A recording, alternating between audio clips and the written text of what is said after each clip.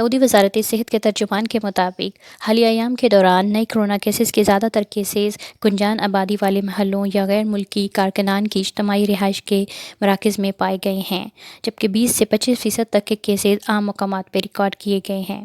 انہوں نے یہ بھی واضح کیا کہ 70 سے 80% کورونا وائرس کے مریضوں میں معمولی درجے کی علامتیں ریکارڈ کی گئی ہیں، جبکہ 20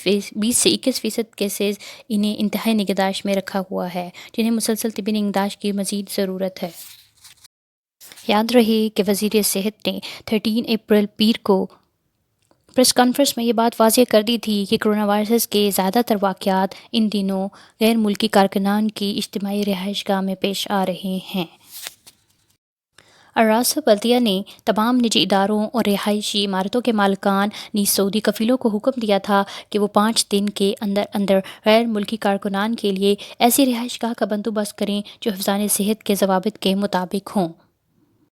اس اصول پر کار فرما کرتے ہوئے اب جو اجتماعی رہائش گاہیں ہیں ان کو کالجز اور یونیورسٹیوں میں شفٹ کیا جا رہا ہے۔ داخلہ کے عہدیداروں نے تمام سعودی شہریوں اور مقیم غیر ملکیوں سے اپیل کی ہے کہ وہ خود کو حفاظتی اقدامات کی مکمل پابند کروائیں اور اس سلسلے میں فرض شناسی کا مظاہرہ کرتے ہوئے جلد از جلد حکومت کے تیار کردہ اسکول، کالجز اور یونیورسٹی کے آئسولیشن سینٹر میں خود کو شفٹ کروائیں، کیونکہ یہ آپ سب کے مفاد میں بہتر ہے۔